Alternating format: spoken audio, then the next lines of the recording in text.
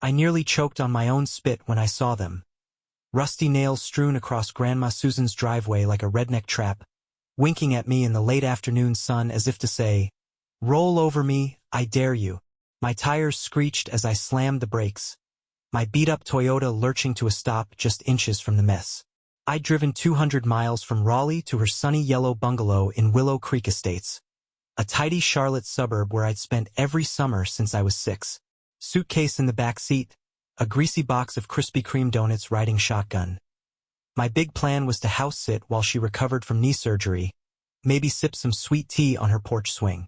But now, my eyes snagged on a neon pink notice taped to her front door, flapping in the breeze like a cheap eviction sign. Hey y'all, ever had an HOA Karen ruin your day, right out of the gate? And hit that like button if you want to keep winning at life. My hands shook as I yanked the paper off. Violation notice. Unapproved exterior decor. Action required within 48 hours. What the actual hell? I stormed inside, the familiar lavender and old book smell slamming me with nostalgia. Grandma's handmade quilts draped over the couch, her creaky rocking chair by the window, the faint hum of her ancient fridge. It was my safe haven, untouched by time. But that pink notice burned a hole in my brain. Susan's house had been this buttery yellow since the Reagan era. Way before I was even a twinkle in my mom's eye. No way it was unapproved. I fumbled my phone out of my jeans, pacing the worn hardwood, and punched in her number at the rehab center. "Emily, sweetheart, you made it." Grandma Susan's voice crackled through, warm but rough, like she'd been arguing with nurses all day. "How's my little slice of heaven holding up?" "Slice of heaven? Grandma, there's freaking nails all over your driveway, and some HOA lunatic says your house color's illegal. What's happening here?" I blurted, my voice spiking with every word. She let out a groan so loud I could almost see her rolling her eyes. "5th notice this month. Can you believe it? First they said my zinnias were too tall. Those beauties I've babied for decades. Then my mailbox was non-compliant, even though it's the same one I installed in '89. I've owned this place 35 years, Emily, and never had a peep until Linda Harris strutted in 6 months ago. She's the HOA president now, married to Greg from Summit Realty Group.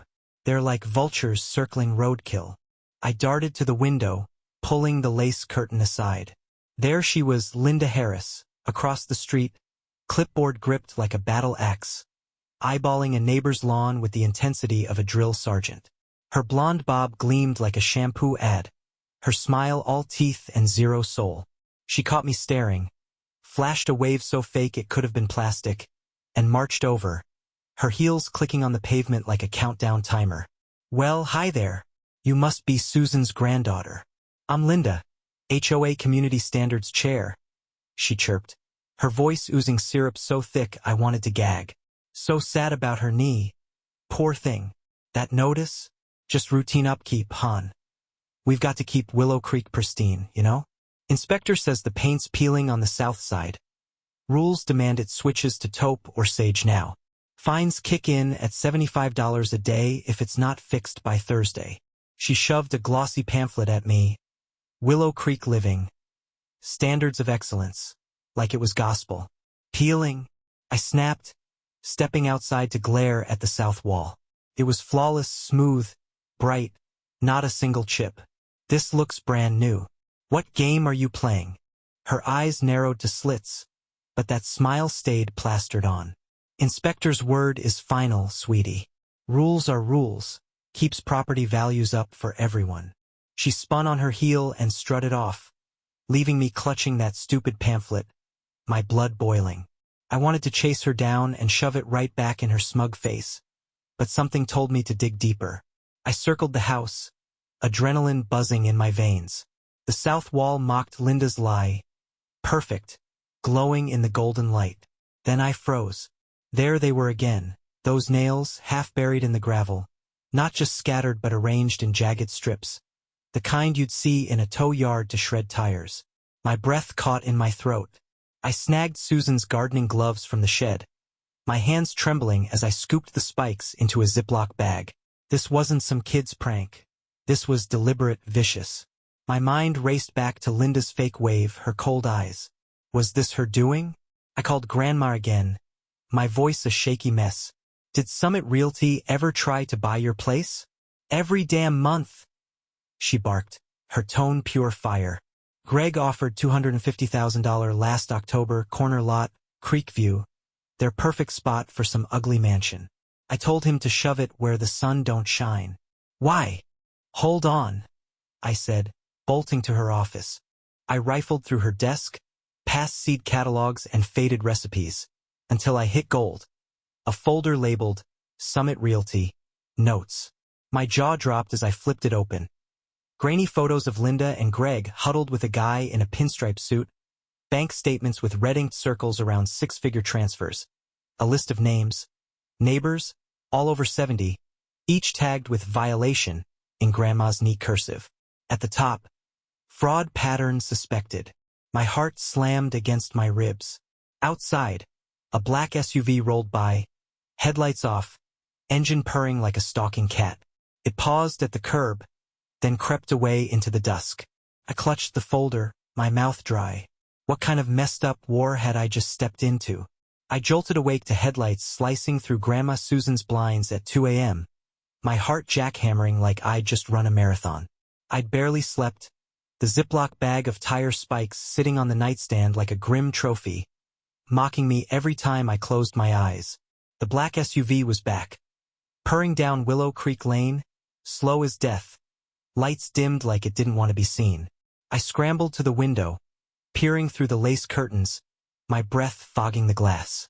It stopped right in front of the bungalow, engine idling, a shadow shifting inside. Then it rolled forward, turned at the cul-de-sac, and circled back, 3 times. My phone trembled in my hand as I snapped blurry pics, zooming in on the license plate, SMRLTY, Summit Realty. My blood ran cold. These weren't just HOA Karens, they were stalking me. I stumbled back to the kitchen. The folder from Grandma's desk still splayed across the table. Photos, bank statements, that list of names with violation in her sharp cursive. I texted her, fingers flying.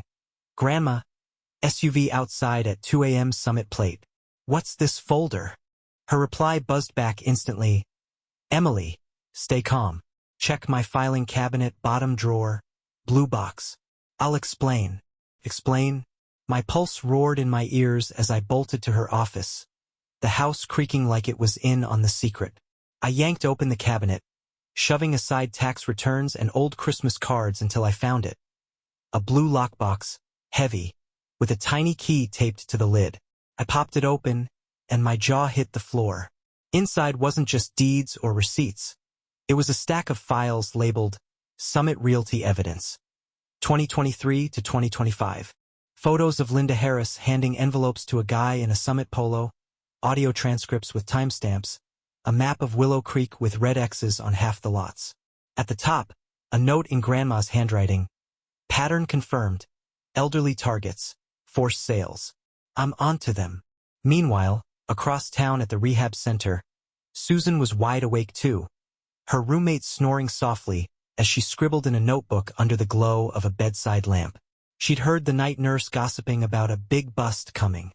Something about Charlotte suburbs and shady developers. Susan's gut twisted. She'd moved to Willow Creek 3 years ago, not just to retire, but to dig into Summit Realty after her old colleague tipped her off about their scams in Raleigh. She'd played the sweet old lady card, baking cookies, tending zinnias, while quietly building a case. Now Emily was in the crosshairs, and Susan cursed herself for not warning her sooner. She grabbed her burner phone and texted, Emily, lock the doors. Call me now. Back at the bungalow, my phone lit up with her message just as I flipped through the files. Audio transcripts. I scanned one. Linda. The Carter lot's the key. Creekview doubles the value. Greg. Pile on the fines, she'll crack. My stomach churned. They were talking about Grandma. I dialed her, voice shaking. Grandma, you've got recordings? What are you, a spy? Her laugh was sharp, edged with steel. Not a spy, Emily. Senior fraud investigator, Mecklenburg County DA's office. Retired, sort of. That hip surgery. Cover story. I've been tracking Summit for 2 years. They target seniors, rig HOAs, force sales cheap, then flip the land for millions. Willow Creek's their latest hit. I sank into her desk chair, the room spinning.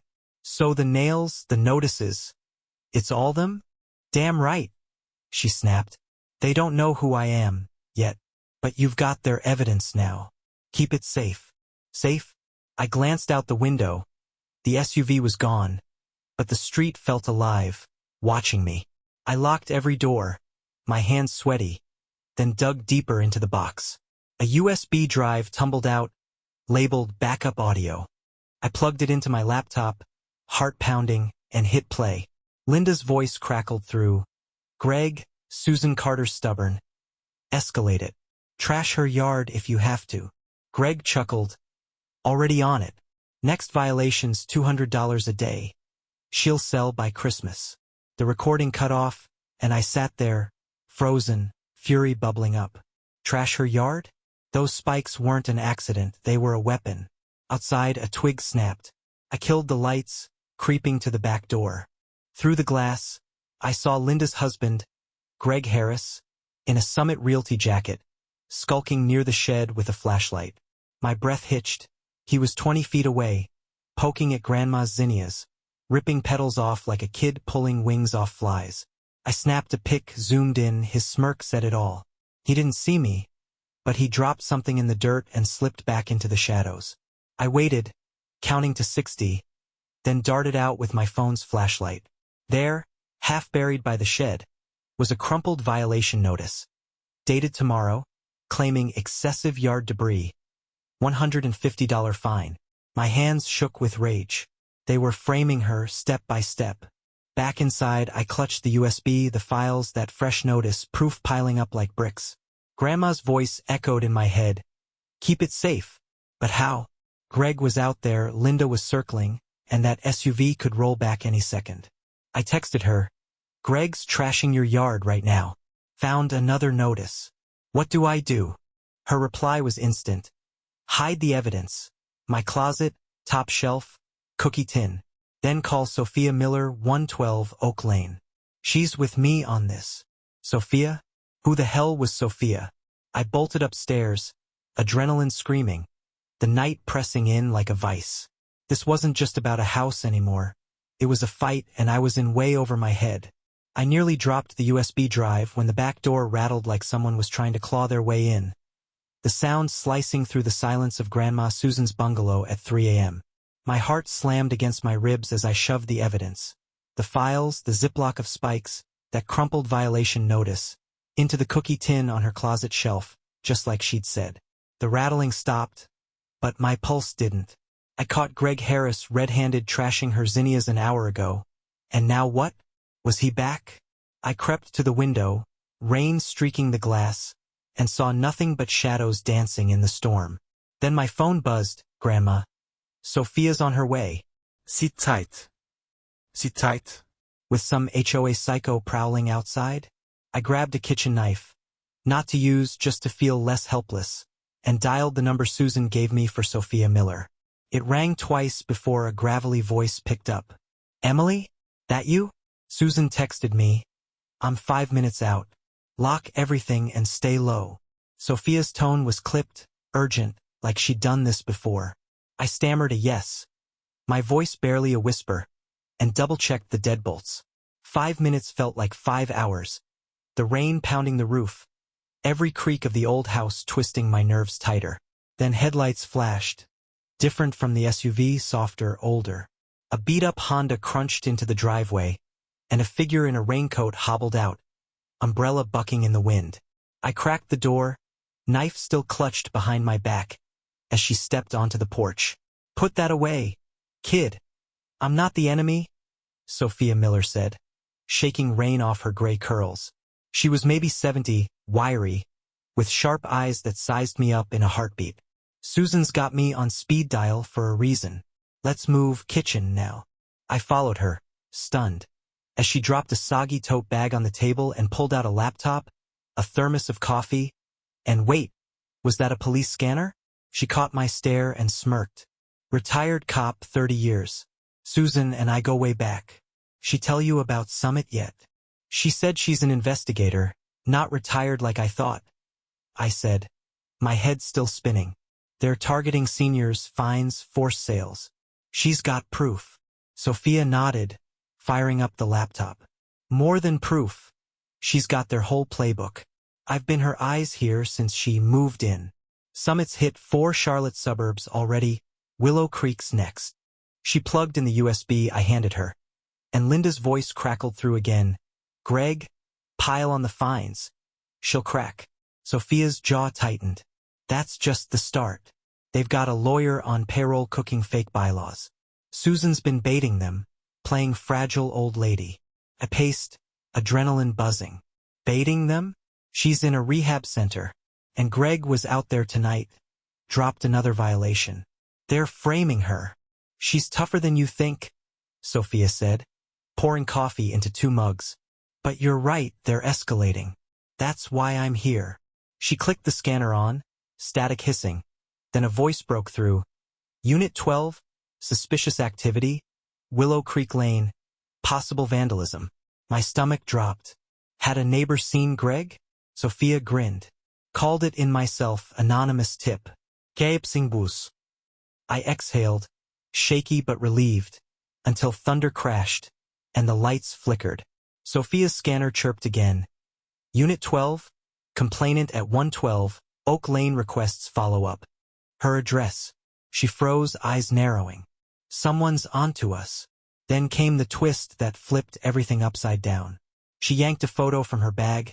Greg Harris, Linda, and a third face I knew too well. My cousin, Ryan Carter. My throat closed up. Ryan, the slacker who'd crashed on Grandma's couch last summer, whining about his big break? He stood there, smirking, holding a Summit Realty badge. Ryan's with them? I choked out, betrayal stabbing deep. He's family. Sophia's face hardened. Not anymore. Susan suspected him, caught him snooping her files last year. He's their inside man, feeding them dirt on her. Why do you think they hit her lot so hard? She slid the photo closer, rain drumming harder outside. He's been at every Summit meeting, sold her out for a paycheck. My knees buckled. Ryan, lazy loudmouth Ryan, hadn't just mooched off Grandma. He'd stabbed her in the back. Memories flashed, him borrowing her car, asking weird questions about the house's value. I'd laughed it off, now it made me sick. She knew. I whispered. Suspected. Sophia corrected. Didn't want to believe it, till I got this shot 2 weeks ago. Summit's office downtown. He's their scout, picking targets. She tapped the map from Susan's files. Red X's on lots, blue circles around others, including 112 Oak Lane. Sophia's house. My head snapped up. They're after you too? Damn straight, she said, voice low.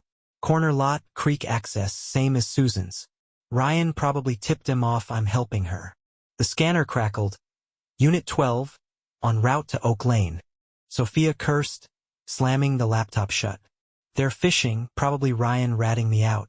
We've got to move. Move? My mind raced, betrayal and fear tangling up. Outside, headlights swept the street again. Not the Honda, not the SUV, but a pickup, slowing as it passed. Rain blurred the driver, but I swore I saw Ryan's dumb baseball cap. My fists clenched. What's he doing here? Checking his work? Sophia growled, stuffing her gear back. Grab the tin, we're out the back. Susan's got a safe spot, Judge Bennett's place, 3 blocks over. Retired on our side. Thunder rolled as I snatched the cookie tin. Rain pelting my face as we slipped through the yard. Ryan, Linda, Greg. They weren't just after Grandma's house. They were hunting us, and my own cousin was leading the charge. How deep did this rabbit hole go? I tripped over a root as rain lashed my face. The cookie tin clutched to my chest like a lifeline while Sophia dragged me through Willow Creek's muddy backyards. My lungs burned, my sneakers squished, and every step fueled the fire roaring inside me. Ryan, my own flesh and blood, had sold Grandma Susan out. That smirking punk who'd eaten her pancakes, crashed on her couch, called her Nana to her face. He was the snake tipping off Linda and Greg to rip her home away. My eyes stung, and not just from the storm. How could he? Sophia's raspy voice cut through the downpour. Keep moving, Emily. Judge Bennett's place is 2 houses up. I nodded, teeth gritted. But all I could see was Ryan's dumb grin in that Summit photo, mocking me. We ducked behind a shed, rain hammering the tin roof, my soaked hoodie clinging like a second skin. Sophia's gray curls plastered to her forehead, but her eyes blazed fierce, alive. You okay, kid? She asked, catching my shudder. Okay. I wanted to scream.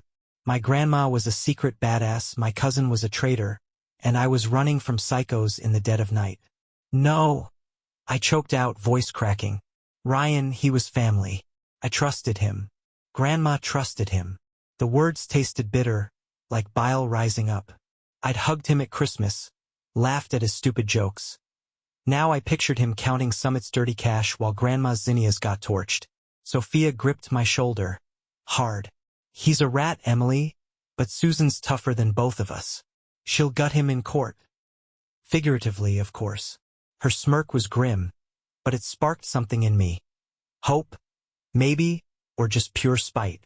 I wiped my face, rain mixing with hot tears, and nodded. Let's get to the judge. We bolted again, cutting through a rose garden, thorns snagging my jeans. My mind raced. Grandma's voice on that USB. Calm but steely. They'll crack. She'd known betrayal was possible. But Ryan? That cut deeper than any spike in her driveway.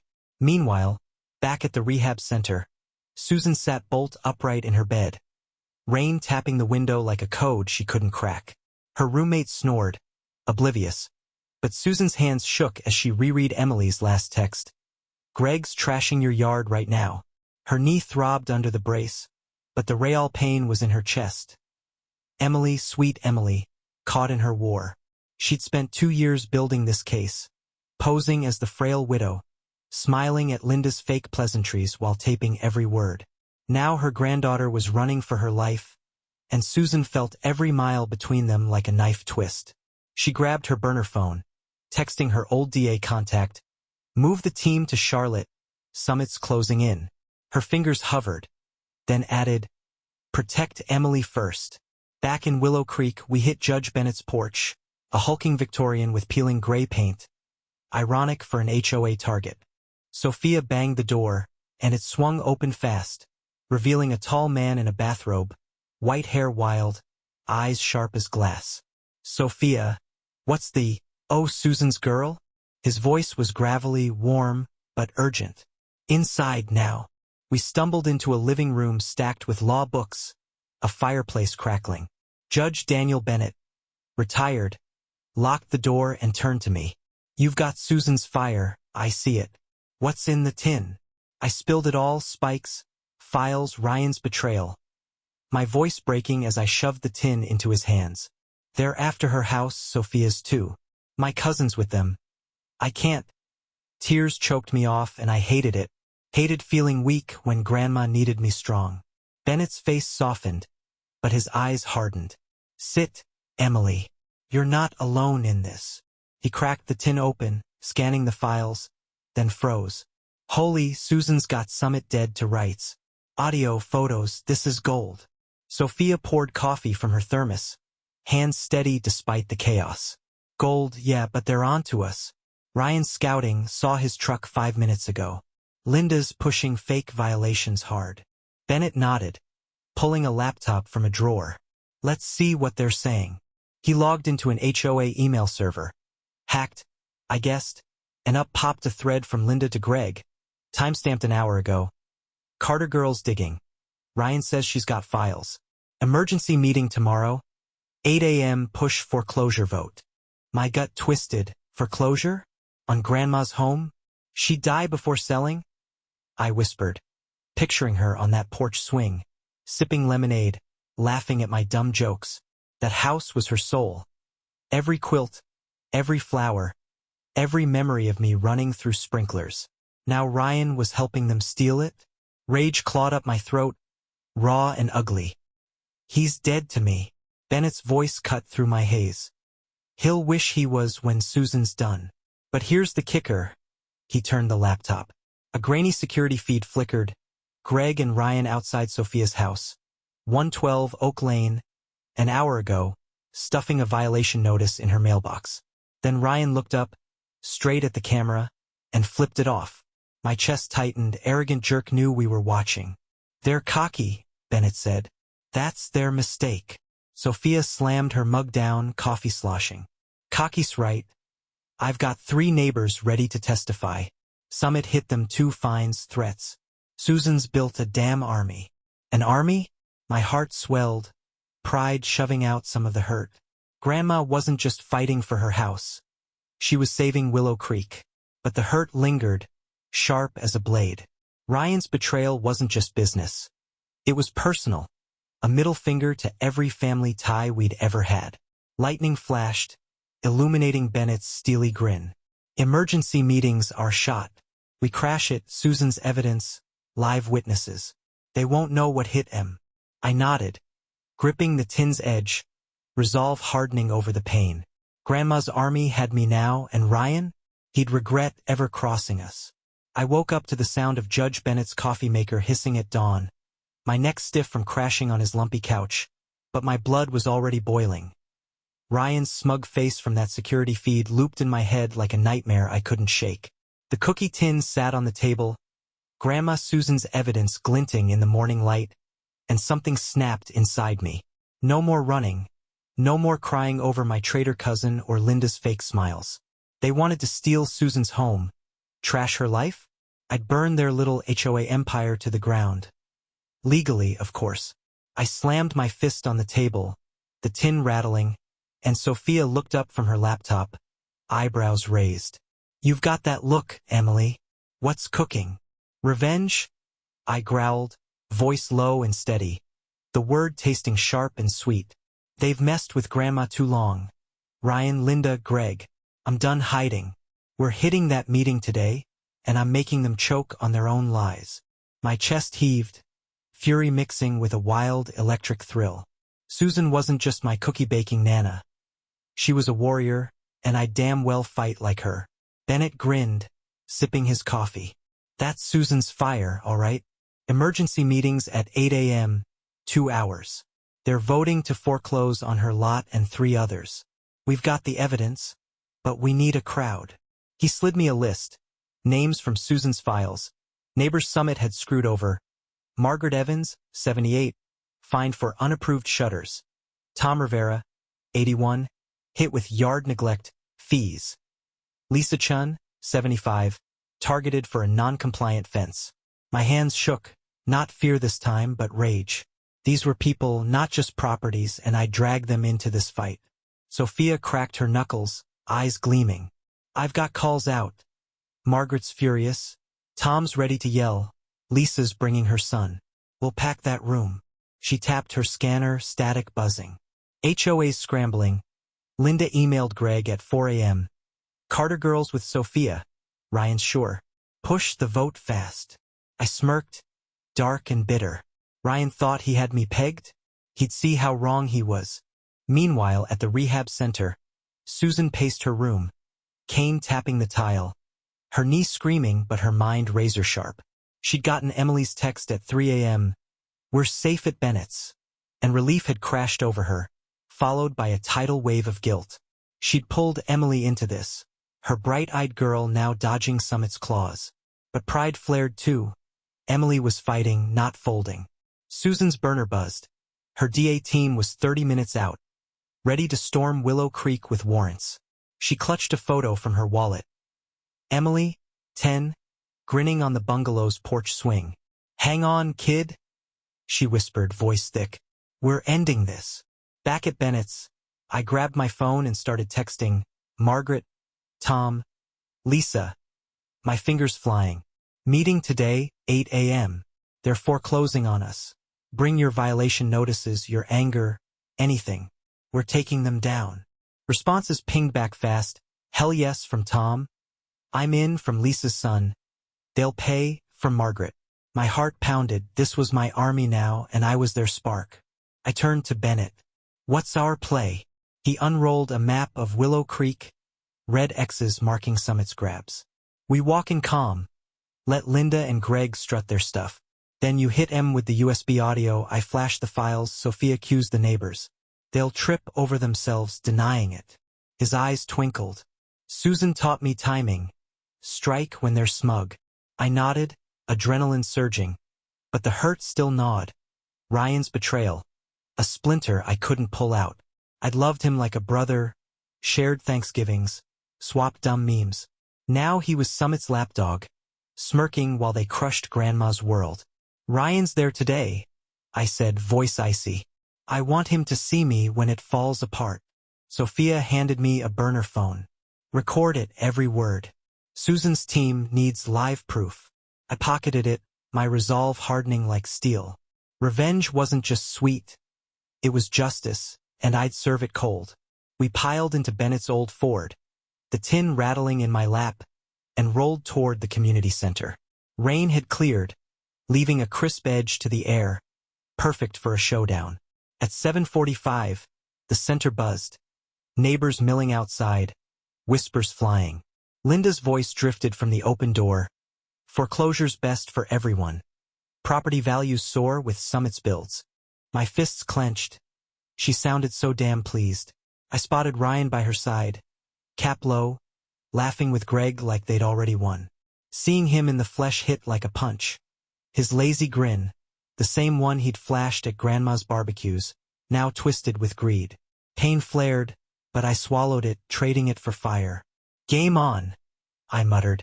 We slipped inside, blending with the crowd, me, Sophia, Bennett, and 15 pissed-off residents clutching notices like war banners. Linda stood at the podium, clipboard in hand, Greg beside her flipping through a tablet. Ryan lounged against the wall, texting, oblivious. The clock hit 8 o'clock, and Linda tapped the mic, her smile pure venom.